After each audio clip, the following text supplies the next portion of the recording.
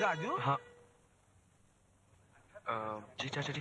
अरे बेटा उधर कहाँ जा रहा है? उधर मैं संभाल लूंगा। जा तू दहेज के सामान के पास बैठ। जी चाचा। हाँ।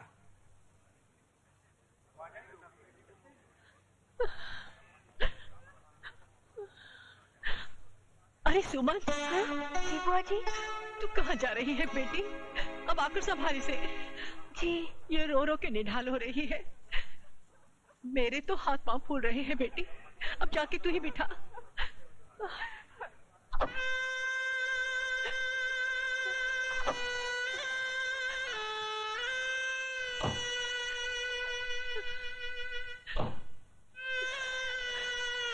बेटा अपने जिगर का टुकड़ा तुम्हें सौंप रही हूँ, इसका ख्याल रखना।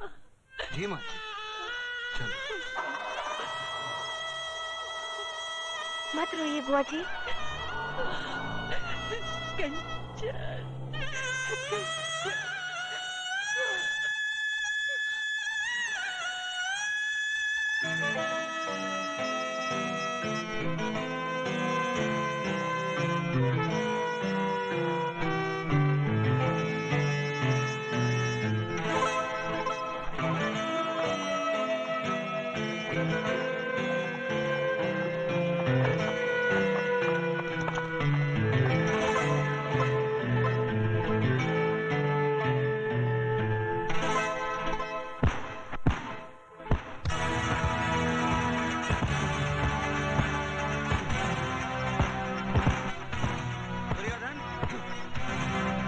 बिहारी जी ने बुलाया है।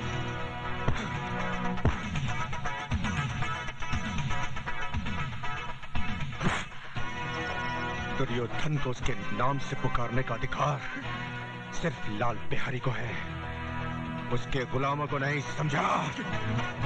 कह देना कि मैं तैयार होकर आता हूं।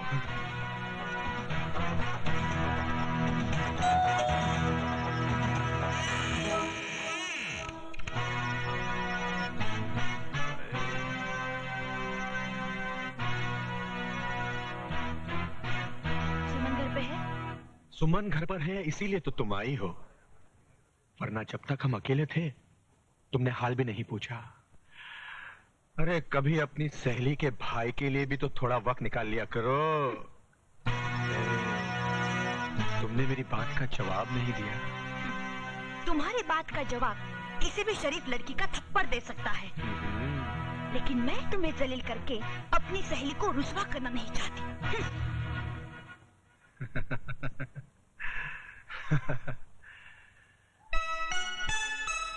बस उमा, यूं समझ, नजरें मिली और दिल खो गया। पता नहीं अब कभी मुलाकात होगी या नहीं। वो हीरो तेरी फुफेरी बहन की शादी में आया था, राइट? राइट। वो दूल्हे के साथ साथ था, यानी कि वो लड़के वालों की तरफ से आया था, राइट? अरे राइट की बच्ची, ये सब तो मुझे भी पता है। ये बता कि उससे मुलाकात कैसे हो सकती है? बताती हूँ। तो दिल का कागज ले, प्यार का कलम बना और अपने आंसुओं की स्याही से अपने फुफेरी बहन को लिख कि तेरी शादी में तेरे मियाँ के साथ जो हीरो था वो कौन था, वो कहाँ से आया था, हाँ। उसका नाम पता क्या है? बस। पोस्टमैन, ये सुमन आपका नाम है? जी। ये आपका लेटर। कंचन रावत।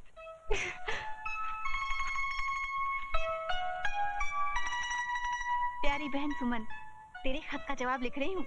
तू जिसके लिए बेकरार है वो भी तेरे लिए उतना ही बेचैन है। बहुत प्यारा लड़का है राजू, उसका नाम पता लिख रही हूँ। जल्दी से अपने दिल का हाल लिखकर भेज दे। गुड लक, तेरी बहन कंचन।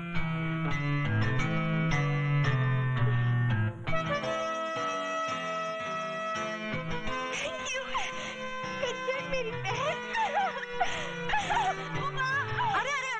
नमस्ते माँ जी। नमस्ते। भाग तो ऐसे रही है जैसे कोई खजाना हाथ में। ऐसे ही कुछ है। क्या? जी कुछ नहीं। उमा घर में है?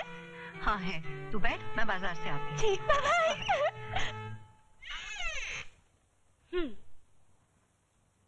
ये लो, सूरज सर पर चढ़ गया और ये महारानी अभी तक सो रही है। उमा उठ, उमा!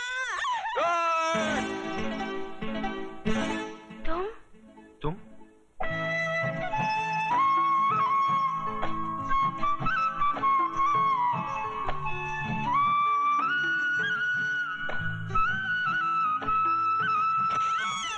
अरे सुमन, बड़ी तेज है रे तू।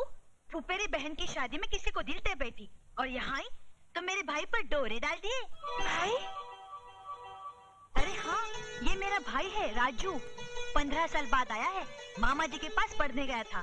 सुबह 4 बजे आया है, इसलिए अभी तक सो रहा है। ये वही राजू है?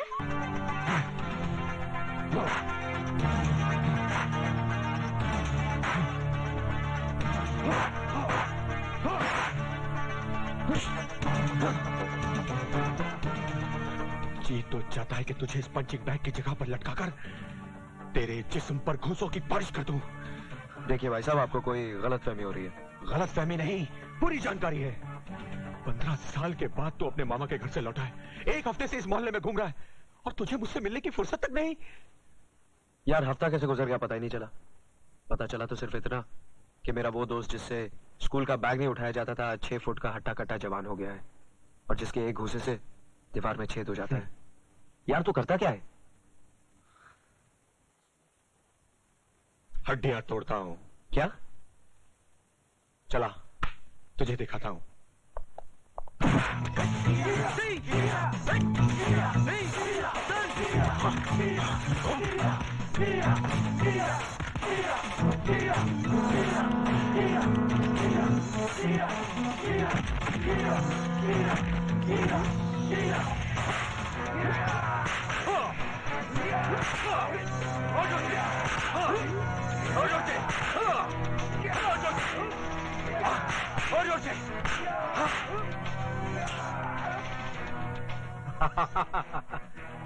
क्या देख रहा है?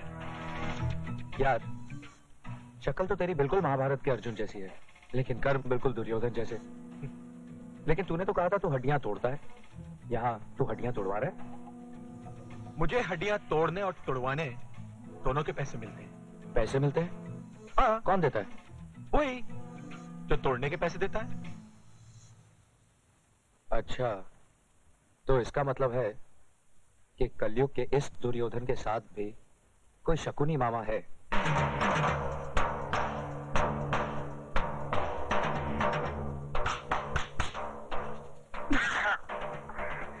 अरे भांजे, कितनी बार कहा फटका मत मार, मत मार, छींक आती है।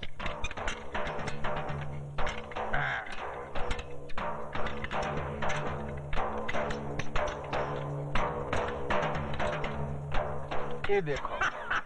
जय बजरंग बली, तोड़ दुश्मन की नली। वो तो टूट गई समझो। तो आइए सीने से लग जाइए। हमारे सीने से लग के कोई फायदा नहीं होगा। हाँ। वो दिल से दिल नहीं मिलेगा। ये जो पेट है ना ससुरा, ये बीच में आ जाता है। आपकी यही बातें तो दिल को मोह लेती हैं। आप जौहरी बाजार में जाके पूछे ना, मैं हर एक से कहता हूँ कि आप कितने ईमानदार, नेक, अच्छे। हमको गाली नहीं देना, कह देता हूँ। शरीफ आदमी नहीं कहना। हम बहुत हरामी चीज हूँ, समझे ना? काम की बात कर।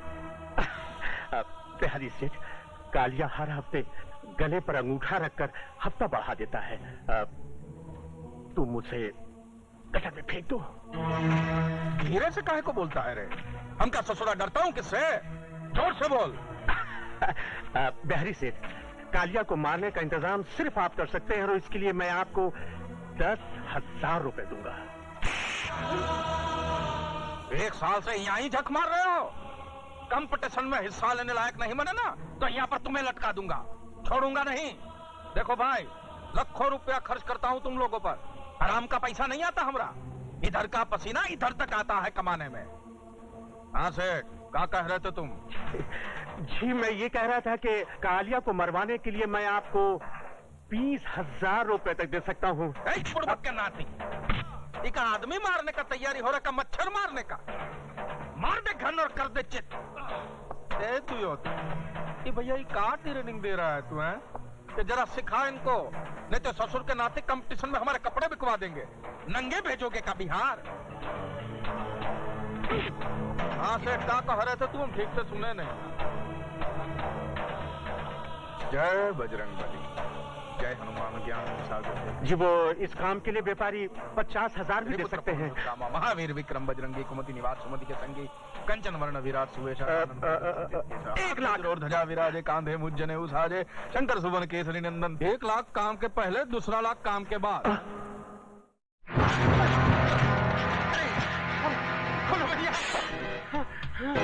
जय भोले शंकर।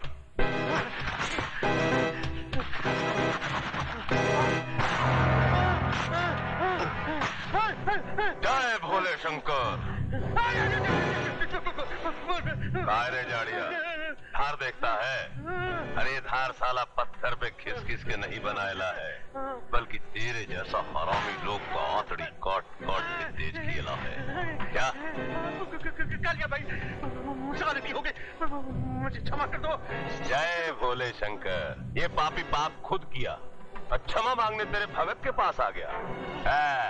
पहले वह चोटी वाले भैया को सुपारी देता है। अरे वो चोटी वाले भैया का तो चोटी काट के अपन झाड़ू बनाएगा, लेकिन उसके पहले साला अपन तेरे को खलास करेगा। अपन सिर्फ प्रसाद खाता है।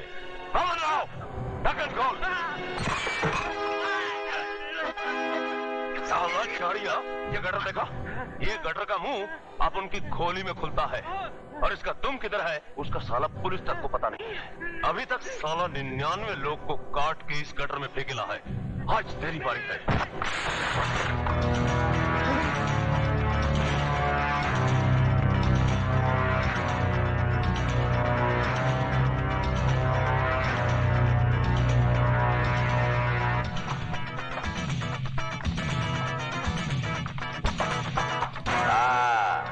वो चोटी वाले चकुतरिया अपन तुम सबको भी काट के इसी गटर में डालेगा क्या?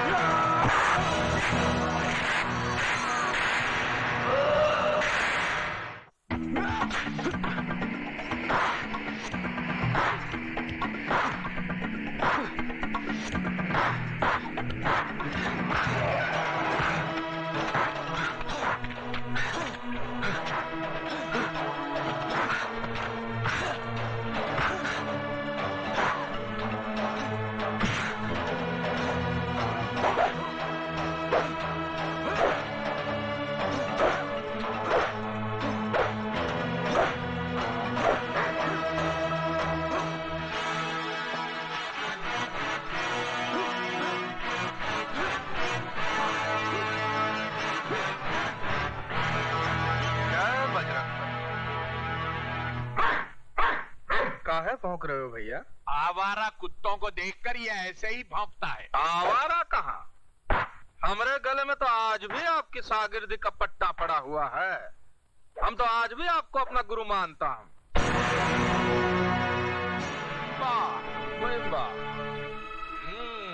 बड़ा अच्छी जगह निवास स्थान बनाया है और खूब तैयार किया है अपने बेटे को।